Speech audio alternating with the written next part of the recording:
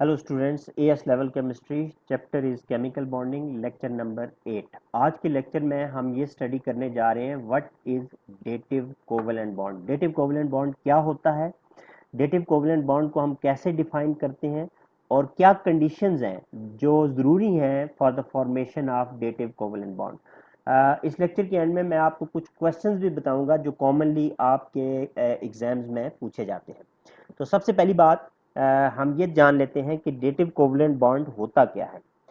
तो स्टूडेंट देखें, केमिस्ट्री में जो एक टाइप का बॉन्ड हम पढ़ते हैं इसको हम बोलते हैं कोवलेंट बॉन्ड। कोवलेंट बॉन्ड में हमेशा क्या होता है, there is mutual sharing of electrons takes place. Mutual sharing of electron का क्या मतलब है कि दो एटम जब भी एक दूसरे से बॉन्ड बनाते हैं दे ओवरलैप देयर शेल्स। जब भी दो एटम एक दूसरे के साथ अपने शेल्स ओवरलैप करें we call it covalent bond. लेकिन कोवेलेंट बॉन्ड की दो सब टाइप्स हो सकती हैं केमिस्ट्री में। एक टाइप के कोवेलेंट बॉन्ड को हम कहते हैं सिंपल कोवेलेंट बॉन्ड और दूसरी टाइप के कोवेलेंट बॉन्ड को हम कहते हैं डेटिव कोवेलेंट बॉन्ड। अब चाहे सिंपल कोवेलेंट बॉन्ड है चाहे डेटिव कोवेलेंट बॉन्ड है, डेटिव कोवेलेंट बॉन्ड को हम कोऑर्डिनेट कोवेलेंट बॉन्ड भी कहते हैं। एक और नाम भी है, ये भी आपने याद रखना है, dative covalent bond it is also known as coordinate covalent bond. तो आपने जो बात याद रखनी है, चाहे कोवेलेंट बॉन्ड सिंपल कोवेलेंट हो चाहे डेटिव कोवेलेंट बॉन्ड हो, हमेशा दो एटम्स एक दूसरे के साथ अपने शेल्स ओवरलैप करेंगे। यहां तक चाहे बॉन्ड सिंपल कोवेलेंट बॉन्ड है चाहे डेटिव कोवेलेंट है, ये इंफॉर्मेशन दोनों में कॉमन है। जैसे देखिए, मैं एक एग्जांपल लेता हूं। दो एटम है और दो ही एटम होंगे हमारे पास डेटिव कोवेलेंट बॉन्ड के लिए। एक एटम ए है, दूसरा एटम बी है। अब देखें, दोनों केसेस में चाहे सिंपल कोवेलेंट बॉन्ड है चाहे डेटिव कोवेलेंट बॉन्ड है, दोनों में दो एटम है which are going to overlap each other. दोनों एटम एक दूसरे के साथ अपने इलेक्ट्रॉन म्यूचुअली शेयर करेंगे। लेकिन होता क्या है, सिंपल कोवेलेंट बॉन्ड में बॉन्डिंग से पहले एटम ए के पास अगर एक इलेक्ट्रॉन है तो एटम बी के पास भी एक ही इलेक्ट्रॉन होगा। तो सिंपल कोवेलेंट बॉन्ड फॉर्मेशन में दोनों एटम को एक एक इलेक्ट्रॉन प्रोवाइड करना पड़ता है। जैसे देखें, दोनों एटम जब एक दूसरे के शेल्स को ओवरलैप करेंगे तो जो बॉन्ड बनेगा उसमें एक इलेक्ट्रॉन डॉट से रिप्रेजेंट होगा और दूसरा इलेक्ट्रॉन क्रॉस से रिप्रेजेंट होगा। इसका क्या मतलब हुआ, इसका मतलब हुआ कि दोनों इलेक्ट्रॉन दो डिफरेंट एटम से बिलोंग करते हैं और दोनों एटम ने एक एक इलेक्ट्रॉन शेयर किया। जो बॉन्ड बना उसको हमने क्या दिया, सिंपल कोवेलेंट बॉन्ड। लेकिन इसके मुकाबले में अगर आप डेटिव कोवेलेंट बॉन्ड देखें तो एक एटम के पास कोई इलेक्ट्रॉन नहीं होता। एक एटम के पास एम्प्टी ऑर्बिटल या एम्प्टी शेल होता है। जैसे इस केस में एटम ए के पास कोई इलेक्ट्रॉन नहीं है वैलेंस शेल में, वो एम्प्टी वैलेंस शेल है उसका। लेकिन एटम बी के पास एक लोन पेयर होगा जिसने अभी तक बॉन्डिंग में पार्टिसिपेट नहीं किया होगा। एक ही एटम अपने दोनों इलेक्ट्रॉन प्रोवाइड करेगा। दोनों एटम एक म्यूचुअल शेयरिंग तो करेंगे, लेकिन इस केस के केमिकल बॉन्ड में दोनों इलेक्ट्रॉन एक एटम ने प्रोवाइड किए हुए हैं। तो बॉन्ड जब बनेगा आप देख सकते हैं म्यूचुअल शेयरिंग होगी, ओवरलैप ऑफ शेल्स होगी, लेकिन जो दो इलेक्ट्रॉन्स होंगे between these to atom they will be of the same type. आप देखें, फर्स्ट एग्जांपल जो मैंने आपके सामने स्केच की उसमें एक इलेक्ट्रॉन डॉट है एक क्रॉस है। इसका मतलब है दोनों एटम ने एक एक इलेक्ट्रॉन दिया है। लेकिन सेकंड एग्जांपल में एक ही एटम ने दोनों इलेक्ट्रॉन दिए हैं। वो हमें कैसे पता चल रहा है, क्योंकि दोनों इलेक्ट्रॉन या तो डॉट्स होंगे या दोनों इलेक्ट्रॉन क्रॉस से रिप्रेजेंट होंगे। जब भी ऐसा हो वो हमेशा डेटिव कोवेलेंट बॉन्ड होगा। तो इस एग्जाम्पल को सामने रख के सबसे पहले तो अब हम डेफिनेशन लिख लेते हैं कि what is dative covalent bond. मैंने आपको बताया डेटिव कोवेलेंट बॉन्ड को हम कोऑर्डिनेट कोवेलेंट बॉन्ड भी कहते हैं।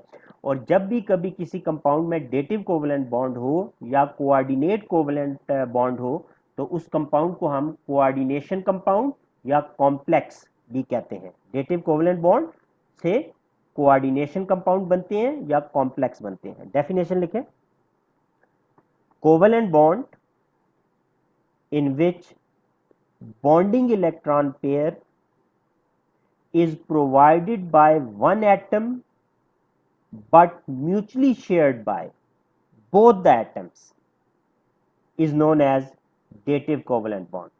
Covalent bond in which bonding pair is provided by one atom but mutually shared by both the atom is known as dative covalent bond. तो एक तो ये डेफिनेशन है स्टूडेंट्स जो आपको आनी चाहिए। दूसरी बात, क्या कंडीशंस हैं जब भी हमें दो तीन मॉलिक्यूल्स दिए हों तो हमने कैसे डिसाइड करना है कि उनके दरमियान डेटिव बॉन्ड बन सकता है या नहीं। तो दो कंडीशंस आपने अपने माइंड में रखनी है, अपने माइंड में आपने याद रखनी है कि जिनकी वजह से डेटिव कोवलेंट बॉन्ड बनता है। तो कंडीशन नंबर 1 ये है कि one atom must have empty orbital. एक एटम के वैलेंस शेल में स्पेस होनी चाहिए, एम्प्टी ऑर्बिटल होना चाहिए जहां पे वो दूसरे एटम के लोन पेयर के साथ म्यूचुअल शेयरिंग कर सके। तो एक एटम के पास हमेशा एम्प्टी ऑर्बिटल होना चाहिए और दूसरा एटम जो है it must have at least one lone pair.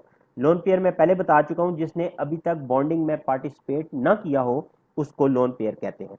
अब जो एटम हमारा जिसके पास एम्प्टी ऑर्बिटल होता है हम उसको कहते हैं this is electron acceptor. Electron acceptor. और जिसके पास लोन पेयर होता है it is known as electron donor या इसका दूसरा नाम लिगेंड भी होता है। तो आपने ये दोनों नाम याद रखने हैं। लिगेंड की टर्म हम कॉमनली ट्रांजिशन एलिमेंट्स में यूज करते हैं, लेकिन आपको ये आइडिया होना चाहिए कि जो एटम डेटिव बॉन्ड फॉर्मेशन के लिए लोन पेयर डोनेट करेगा उसको इलेक्ट्रॉन डोनर या लिगेंड कहेंगे। अब आप देखें जो एग्जांपल मैंने ऊपर आपको दी, A is electron acceptor because it has empty shell, empty orbital, और B is electron donor, it is ligand. तो डेफिनेशन आपको पता चल गई। आपको ये भी पता चल गया कि क्या कंडीशंस हैं through which dative covalent bond formation can take place. कुछ एग्जांपल्स आपके पास पेपर से। सबसे पहली एग्जांपल जो स्टूडेंट्स मैं आपको देने जा रहा हूँ, ये एग्जांपल आपकी प्रीवियस क्लास से है। ओ लेवल्स में आप ये एग्जांपल स्टडी करते हैं। एसिड बेसिस सॉल्ट्स में ये एग्जांपल आपने स्टडी की थी। Reaction of ammonia with any acid. आप लोगों को आइडिया है NH3 जब किसी भी एसिड से रिएक्ट करता है तो अमोनियम सॉल्ट बनता है। NH3 किसी भी एसिड से रिएक्ट करता है तो अमोनियम सॉल्ट बनता है। तो होता क्या है, डेटिव बॉन्ड फॉर्मेशन होती है। कैसे, देखें NH3 it combines, it reacts with A chain of the acid. NH3 A chain के साथ डेटिव बॉन्ड बनाता है तो इससे अमोनियम आयन प्रोड्यूस हो जाता है। ये जो अमोनियम आयन है इसमें एक डेटिव बॉन्ड होता है। कैसे बनता है मैं एक्सप्लेन कर देता हूं अभी डायग्राम बना के। लेकिन आपने ये याद रखना है इस केस में लोन पेयर नाइट्रोजन के पास है और हाइड्रोजन के पास एक ही इलेक्ट्रॉन होता है। हाइड्रोजन ने अपना इलेक्ट्रॉन जब लूज कर दिया तो हाइड्रोजन का वैलेंस शेल एम्प्टी हो गया। तो हाइड्रोजन यहाँ पे इलेक्ट्रॉन एक्सेप्टर है और नाइट्रोजन इलेक्ट्रॉन डोनर है। आप देखें इसकी डायग्राम मैं आपके सामने बनाता हूं। ये अगर आपके पास नाइट्रोजन है, nitrogen belongs to group number 5, तो इसके लास्ट शेल में 5 इलेक्ट्रॉन है। अगर आप इन 5 इलेक्ट्रॉन को डिस्ट्रीब्यूट करें तो आपको समझ आ जाएगी कि इसके पास 3 अनपेयर्ड इलेक्ट्रॉन है। तो एक नाइट्रोजन 3 बॉन्ड बना सकता है और एक लोन पेयर उसके पास रहेगा। ये जो 3 अनपेयर्ड इलेक्ट्रॉन है ये तीनों अनपेयर्ड इलेक्ट्रॉन एक एक बॉन्ड बना लेंगे हाइड्रोजन के साथ और यहाँ पे 3 सिंपल सिंगल कोवलेंट बॉन्ड बन जाएंगे। और ये जो फोर्थ हाइड्रोजन आएगा जो यहाँ पे प्लेस करेंगे ये डेटिव कोवलेंट बॉन्ड है। बहुत इजीली आप आइडेंटिफाई कर सकते हैं क्योंकि डेटिव कोवलेंट बॉन्ड में दोनों इलेक्ट्रॉन एक स्टाइल के हैं। इसका मतलब है वो एक ही एटम से बिलोंग कर रहे हैं। जबकि बाकी 3 बॉन्ड्स को अगर आप देखें, एक डॉट एक क्रॉस, इसका मतलब है electrons are provided by different atom और इस पे चार्ज आ जाएगा 1 पॉजिटिव। ये अमोनियम आयन का हमने डॉट एंड क्रॉस डायग्राम बना दिया और इसमें 3 सिंपल कोवलेंट बॉन्ड है और एक डेटिव कोवलेंट बॉन्ड है। अगर हम इसका लुईस स्ट्रक्चर बनाएं तो मैंने आपको बताया था सिंपल कोवलेंट बॉन्ड को हम लोग एक लाइन से रिप्रेजेंट करते हैं। अगर एक पेयर ऑफ शेयर्ड पेयर हो तो एक लाइन, अगर 2 पेयर्स हों 2 लाइंस, 3 पेयर्स हूं बिटवीन 2 एटम्स, 3 पेयर्स हूं तो 3 लाइन। यहाँ पे एक हाइड्रोजन और एक नाइट्रोजन अगर हम देखें तो एक नाइट्रोजन एक हाइड्रोजन के दरमियान एक ही शेयर्ड पेयर है, तो हर साइड पे हम एक एक लाइन लगाएंगे। ये लाइन सिंपल कोवलेंट बॉन्ड को रिप्रेजेंट करती है। डेटिव कोवलेंट बॉन्ड को भी हम एक लाइन से रिप्रेजेंट करते हैं, लेकिन उस लाइन को हम चेंज कर देते हैं एक एरो में।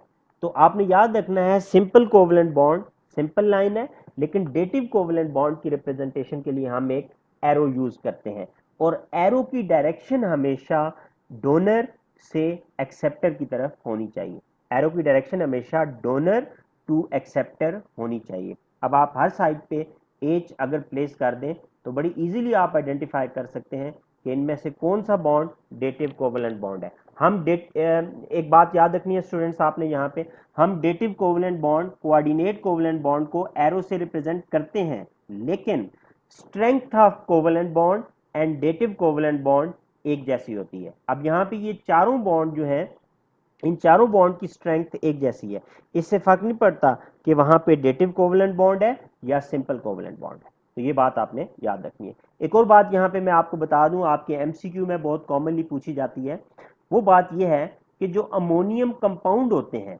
अमोनियम कंपाउंड जैसे देखें NH3 प्लस HCl, अगर कंप्लीट HCl होता तो ये बनता अमोनियम क्लोराइड, अमोनियम क्लोराइड। तो आपने याद रखनी है कि ammonium compounds are those type of compounds which can show 3 types of bond। Ammonium compounds में 3 टाइप्स के बॉन्ड्स होते हैं। कौन कौन से 3 टाइप्स के बॉन्ड हैं? देखें ये जो बॉन्ड है, this is simple covalent bond, one type of bond. ये जो बॉन्ड है, this is dative covalent bond. तो सिंपल कोवलेंट और डेटिव कोवलेंट दो टाइप के बॉन्ड हो गए। अमोनियम और क्लोराइड आयन के दरमियान जो बॉन्ड होगा वो आयोनिक बॉन्ड होगा, because oppositely charged ions they always attract each other through ionic bonding. तो देखें अमोनियम कंपाउंड में याद रखना है, एमसीक्यू के लिए बता रहा हूं, 3 टाइप के बॉन्ड्स हो सकते हैं अमोनियम कंपाउंड में, simple covalent, dative covalent and ionic. Next example मैं आपको दे रहा हूं, आप इसका डॉट एंड क्रॉस डायग्राम भी बनाएं। जैसे water, water when it combines with H ion it produces hydronium ion, this is known as hydronium ion. इसको हम लोग ऑक्सोनियम आयन भी कह सकते हैं, हाइड्रोनियम आयन और ऑक्सोनियम आयन। तो ये जो बना है वाटर, यहाँ पे हाइड्रोनियम आयन या ऑक्सोनियम आयन, यहाँ पे भी ऑक्सीजन और हाइड्रोजन के दरमियान एक डेटिव बॉन्ड बना है। जैसे देखें ऑक्सीजन, ऑक्सीजन ग्रुप 6 से बिलोंग करता है, 2 सिंगल सिंपल कोवलेंट बॉन्ड और एक डेटिव बॉन्ड। 3 हाइड्रोजन ऑक्सीजन अपने साथ अटैच कर लिए, लेकिन अभी भी ऑक्सीजन के पास एक लोन पेयर मौजूद है, क्योंकि ऑक्सीजन ग्रुप नंबर 6 से बिलोंग करता है। तो ऑक्सीजन के पास 2 लोन पेयर और 2 बॉन्ड पेयर होते हैं वाटर में। 2 में से एक लोन पेयर जब ये डोनेट कर देगा एच को, डेटिव बॉन्ड बन जाएगा। तो ये जो हमारा लुईस स्ट्रक्चर बन गया, ये हाइड्रोनियम आयन या ऑक्सोनियम आयन का स्ट्रक्चरल फार्मूला या लुईस स्ट्रक्चर बन गया। आप अभी भी देख सकते हैं इसमें 2 सिंपल सिंगल कोवलेंट बॉन्ड है और एक डेटिव कोवलेंट बॉन्ड है। एरो की डायरेक्शन हमेशा डोनर टू एक्सेप्टर होगी। यहाँ पे एक और क्वेश्चन आपने स्टूडेंट्स माइंड में रखना है कि देखें वाटर में जो ऑक्सीजन है, ऑक्सीजन हैज 2 लोन पेयर, लेकिन एक वक्त में ऑक्सीजन एक ही डेटिव बॉन्ड बना सकता है। अगर एक एटम एक वक्त में एक से ज्यादा लोन पेयर डोनेट कर दे, इट बिकम्स अनस्टेबल। तो आपने याद रखनी है, एक एटम के पास एक से ज्यादा लोन पेयर हो सकते हैं, लेकिन एक वक्त में एक एटम एक ही लोन पेयर डोनेट करता है जस्ट टू रिमेन स्टेबल। तो अगर आपको H3O पॉजिटिव दिया हो और कहा जाए इसका रिएक्शन H1 पॉजिटिव से लिखें so that it should become H4O2 positive, तो आपने याद रखना है ये रिएक्शन पॉसिबल नहीं है। 2 रीजन है। एक रीजन मैंने आपको बता दी, इस रिएक्शन के लिए ऑक्सीजन को अपना सेकंड लोन पेयर भी डोनेट करना पड़ेगा। कभी भी ऐसा नहीं हो सकता कि एक ही एटम 2 लोन पेयर डोनेट करे, इट बिकम्स अनस्टेबल। और दूसरी रीजन आप ये भी याद रख सकते हैं, इस रिएक्शन में 2 positively charged ions they are going to react। तो दोनों similarly charged particle they always repel each other। तो रिपल्शन की वजह से हमें क्या करना पड़ेगा, हमें इस प्रोसेस को एनर्जी देनी पड़ेगी, क्योंकि इस प्रोसेस की एक्टिवेशन एनर्जी हाई है। तो जब आप एनर्जी देंगे, आप ये डाई पॉजिटिव आयन अगर बना भी लें, जब आप इसको दोबारा स्टोर करेंगे तो रूम टेम्परेचर पे आते आते ये दोबारा डिकम्पोज होकर वापस हाइड्रोनियम आयन और एच आयन में कन्वर्ट हो जाएगा। तो जब भी आपसे ये पूछा जाए ये रिएक्शन क्यों नहीं हो सकता, तो दो बातें आपने याद रखनी है। पहली बात, repulsion between similarly charge particle which increase the activation energy, और दूसरी बात, to remain stable one atom can donate one lone pair only. ये दो बातें आपने याद रखनी है।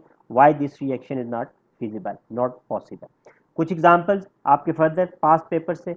ओके स्टूडेंट्स, अब डिफरेंट क्वेश्चन जो आपके पास्ट पेपर्स में पूछे जाते हैं। क्वेश्चन नंबर 1, अगर आपको दो कंपाउंड दिए हों तो आपसे ये क्वेश्चन पूछा जा सकता है, show dative bond formation between these two molecules and draw the structure, Lewis structure और स्ट्रक्चरल फॉर्मूला। तो आपने क्या करना है, आपने इन दोनों मॉलिक्यूल्स का पहले लुईस स्ट्रक्चर ड्रॉ करना है अलग अलग। अगर आप एल्यूमिनियम क्लोराइड का स्ट्रक्चरल फॉर्मूला ड्रॉ करें तो आपको एक बात समझ आ जानी चाहिए कि एल्यूमिनियम ने 3 बॉन्ड बनाए हुए हैं। तो इस कंपाउंड में एल्यूमिनियम का ऑक्टेट कंप्लीट नहीं है। एल्यूमिनियम ने 3 बॉन्ड बनाए हुए हैं, तो एल्यूमिनियम के वैलेंस शेल में 6 इलेक्ट्रॉन है। ऐसे कंपाउंड को बॉन्ड फॉर्मेशन के बाद जिनका ऑक्टेट कंप्लीट ना हो, we call them electron deficient compound. और जो भी कंपाउंड इलेक्ट्रॉन डेफिशिएंट है, हमेशा वो डेटिव बॉन्ड बनाते हुए इलेक्ट्रॉन इलेक्ट्रॉन एक्सेप्टर का रोल प्ले करेगा। तो इस केस में एल्यूमिनियम इलेक्ट्रॉन एक्सेप्टर का रोल प्ले कर सकता है because it is electron deficient. लेकिन क्लोरीन, हर क्लोरीन के पास 3 लोन पेयर है, तो each chlorine atom can act as an electron donor. तो ऐसा पॉसिबल है कि एक ही कंपाउंड में एक एटम इलेक्ट्रॉन डोनर हो और दूसरा एटम इलेक्ट्रॉन एक्सेप्टर हो, ऐसा बिल्कुल पॉसिबल है। तो aluminium chloride electron deficient compound है। क्यों इलेक्ट्रॉन डेफिशिएंट कंपाउंड है? क्योंकि एल्यूमिनियम का ऑक्टेट कंप्लीट नहीं है, इट इज इलेक्ट्रॉन डेफिशिएंट। दूसरी बात, आपने यहाँ पे अगर किसी के माइंड में ये क्वेश्चन हो कि एल्यूमिनियम क्लोराइड तो मेटल नॉन मेटल का कंपाउंड है, ये क्यों कोवलेंट कंपाउंड है? तो आपने याद रखनी है कि मेटल नॉन मेटल, आपने ये बात याद रखनी है कि मेटल नॉन मेटल के कंपाउंड भी कोवलेंट हो सकते हैं due to a process known as polarisation. तो ये हमने पढ़ा हुआ है ऑलरेडी कि मेटल नॉन मेटल के कंपाउंड कोवेलेंट हो सकते हैं ड्यू टू पोलराइजेशन। अच्छा, ये हो गया हमारे सामने स्ट्रक्चर AlCl3 का। NH3 का अगर हम स्ट्रक्चर बनाएं तो NH3 में N के पास एक लोन पेयर होता है, तो डोनर यहाँ पे हमारा नाइट्रोजन होगा और एक्सेप्टर एल्यूमिनियम होगा। तो एरो आप टूवर्ड्स एल्यूमिनियम ड्रॉ कर देंगे। ये आपके क्वेश्चन का आंसर था। आपको दो कंपाउंड दिए हुए थे, आपने ये आइडेंटिफाई करना होता है कि उस कंपाउंड में कौन सा डोनर और कौन सा एक्सेप्टर है। और डेटिव कोवलेंट बॉन्ड फॉर्मेशन के बाद हमेशा एटम का ऑक्टेट कंप्लीट हो जाना चाहिए। जैसे देखें नेक्स्ट एग्जांपल में, एग्जांपल है beryllium chloride and ammonium, beryllium BeCl2। अगर आप बेरिलियम क्लोराइड का स्ट्रक्चर बनाएं तो you will come to know beryllium belongs to group number 2। ये भी मेटल है, लेकिन इसने क्यों कोवलेंट कंपाउंड बनाया हुआ है? Due to polarisation. अच्छा, दूसरी बात, अगर आप बेरिलियम का वैलेंस शेल देखें तो बेरिलियम के वैलेंस शेल में 4 इलेक्ट्रॉन्स हैं। इसका मतलब है this is also electron deficient. इसको कितने इलेक्ट्रॉन्स की जरूरत है? इसको 4 इलेक्ट्रॉन्स की जरूरत है। इसका मतलब है अपना ऑक्टेट पूरा करने के लिए beryllium can make how many dative bond? It can make 2 dative bond. तो आपने क्या करना है, आपने इस तरह के कंपाउंड में 2 डेटिव बॉन्ड फॉर्मेशन शो करनी है। एक अमोनिया आप अपवर्ड प्लेस कर दें, एरो टूवर्ड्स बेरिलियम। एक अमोनिया आप लोअर साइड पे प्लेस करके एरो अपवर्ड टूवर्ड्स बेरिलियम। तो ये बिल्कुल ठीक है। आपने हमेशा ये याद रखना है, इलेक्ट्रॉन डेफिशिएंट कंपाउंड्स में जितनी डेफिशिएंसी हो, डेटिव बॉन्ड की हेल्प से हम उन कंपाउंड की ऑक्टेट जो ऑक्टेट रूल है उसको हम कंप्लीट कर देते हैं। एक लास्ट एग्जांपल दे रहा हूँ वीडियो पॉज करके। अब इसका स्ट्रक्चर आप लोगों ने बनाना है। आपको मैं दे रहा हूँ एल्यूमिनियम क्लोराइड और एल्यूमिनियम क्लोराइड का डेटिव बॉन्ड आपने एल्यूमिनियम क्लोराइड के साथ ही बनाना है। ओके स्टूडेंट, अभी मैंने आपको बताया था कि एल्यूमिनियम क्लोराइड में दोनों कंडीशंस फुलफिल हो रही हैं। एल्यूमिनियम इलेक्ट्रॉन डेफिशिएंट है, aluminium can act as electron acceptor, और क्लोरीन, हर क्लोरीन के पास 3 लोन पेयर हैं, तो chlorine atom can act as donor. तो अब आप कैसे इन एल्यूमिनियम क्लोराइड के दो मॉलिक्यूल्स को प्लेस कर सकते हैं ताकि इनके दरमियान डेटिव बॉन्ड बन जाए और दोनों एल्यूमिनियम जो दो डिफरेंट मॉलिक्यूल्स में प्रेजेंट है उनकी इलेक्ट्रॉन डेफिशिएंसी कंपनसेट हो जाए। तो हम एल्यूमिनियम को यहाँ प्लेस करेंगे, क्लोरीन इस तरह हम उसके अराउंड अरेंज करेंगे, दूसरा एल्यूमिनियम यहाँ पे, 3 क्लोरीन अरेंज करें, और आपने एरो की डायरेक्शन क्लोरीन से एल्यूमिनियम की तरफ, क्लोरीन से एल्यूमिनियम की तरफ। देखिए इन दो मॉलिक्यूल्स के दरमियान दो डेटिव बॉन्ड बने हैं ताकि दोनों एल्यूमिनियम की इलेक्ट्रॉन डेफिशिएंसी कंपनसेट हो जाए, दोनों का ऑक्टेट कंप्लीट हो जाए। ज़रूरी नहीं है आप एग्जैक्टली इसी स्टाइल में ये स्ट्रक्चर ड्रॉ करें, आपने अगर स्ट्रेट लाइंस भी ड्रॉ की हैं, इस तरह नहीं की तब भी ठीक है। जस्ट आपने इस चीज़ का ख्याल रखना है कि इस डायग्राम को स्केच करते हुए एरो की डायरेक्शन क्लोरीन से एल्यूमिनियम की तरफ होनी चाहिए और दो डेटिव बॉन्ड आपने शो करने हैं। मैं उम्मीद करता हूँ आज आपको ये लेक्चर समझ आ गया होगा।